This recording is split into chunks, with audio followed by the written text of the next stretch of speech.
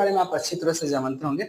Lens क्या होता है कि पारदर्शक पदार्थ का जो वह टुकड़ा होता है जो दो निश्चित ज्यामितियों से क्या होता है, घिरा हुआ रहता है। ठीक है, जैसे कि ये मैंने आपको समझाने के लिए बताया कि जो लेंस जो होता है ये कुछ इसी प्रकार से दो निश्चित ज्यामिति होता है। ठीक ना, दो निश्चित ज्यामिति होता है। जैसे कि ये जो इस प्रकार से, अगर हम इस प्रकार से इसको काट दें और इस प्रकार से हम इस प्रकार से इसको मान लीजिए कि काट देते हैं, ठीक ना, एक प्रकार से इधर आएगा और एक प्रकार से इधर आएगा, तो दोनों को जोड़ देंगे। ठीक ना, तो एक जो लेंस बनेगा, याद रखिएगा, एक जो आपका लेंस बनता है कुछ इस प्रकार से बनता है। ठीक ना, और एक प्रकार से इधर काटिएगा आपको, ठीक ना, और इस प्रकार से इधर काटिएगा, तो एक जो लेंस बनता है आपका कुछ इस प्रकार से बनता है। क्या बनता है? कुछ इस प्रकार से बनता है। तो आप जानते हैं कि ये जो लेंस बना है, जो ये कुछ इस प्रकार से बना है ना, जो उभरा हुआ लग रहा है, ये जो कुछ इस प्रकार से बना है, याद रखिएगा, इसी को हम क्या कहते हैं? उत्तल लेंस कहते हैं। क्या कहते हैं? इसी को क्या कहेंगे?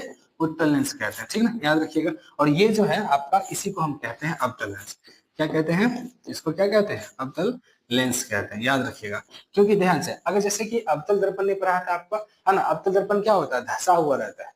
उत्तल दर्पण क्या होता है? उभरा हुआ रहता है। उसी प्रकार से उत्तल लेंस में देखिए, जिसका पेट जो है ना, देखिए इसका जो पेट है ना, वो क्या है? बाहर की ओर उभरा हुआ रहता है। ठीक है ना, और इसका पेट है अंदर की ओर धंसा रहता है। तो इसको हम क्या कहते हैं? उत्तल कहते हैं। इसको क्या कहते हैं? अवतल कहते हैं। क्या कहते हैं? अवतल कहते हैं। ठीक है ना।